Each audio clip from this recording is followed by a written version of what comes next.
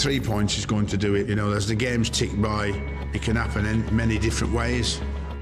If we don't get the points we get and other teams lose down there, then the game ticks by and they can't catch you up.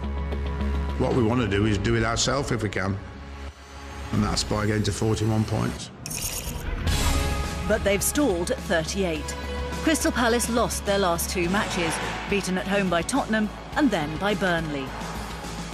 They're 6 points clear of relegation, a breathing space, not a buffer, and their run-in is far from straightforward. City away this weekend, followed by a relegation clash with Hull and a trip to Old Trafford on the final day of the season. But enough of all that negativity. Sam Allardyce's Eagles did defeat Chelsea, Arsenal and Liverpool in April. If they can belatedly bring those big game qualities into their May performances, they'll find their way to the 40-point promised land. So it's fight or fly this stage of the season.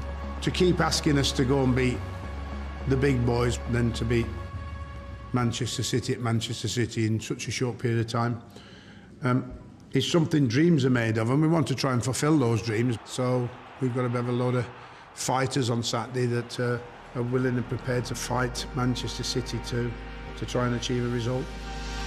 Pep Guardiola has his own algorithms to address. Top 4 for him the target, and Manchester City sit 4th now, a game in hand on Liverpool above them and a point ahead of neighbours United. But with just 2 wins in 8 league matches, the seemingly easy is somewhat tricky, not helped by their defensive hiccups. Second bottom Middlesbrough managed 2 goals against City, and that with Vincent Kompany back in the team.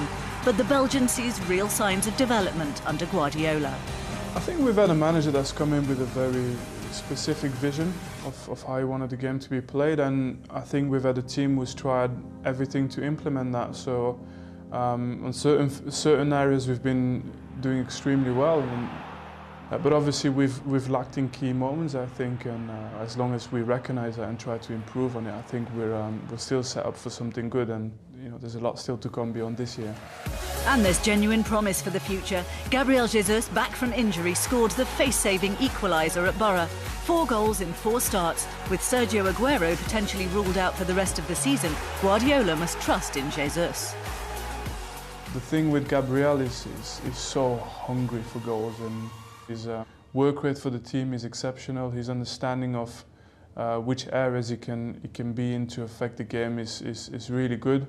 From playing against him in training and playing with him in the games, I can only say that if he develops even just in a consistent and normal way, he'll be a top striker in the world, no doubt about it. So Selhurst Park might witness some Samba action. The Brazilian up against a Palace defence down to bare bones.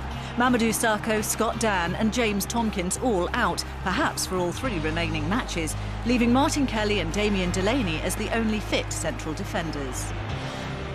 Possibly playing the bigger teams suits our Crystal Palace style better, rather than games like the Burnley one on Saturday where they almost do to us what we do to teams. They sit back and counter-attack us. So the 3 big teams that we beat, the counter-attacking and defending compact and defending solid, and I'm sure that'll be our game plan going to Man City as well. Yes, Palace have those impressive wins to inspire them as they face a club they've beaten only twice in 13 Premier League meetings. Tactics and mathematics are all very well, but character and luck count too. Both City and Palace need all 4 parts of the equation.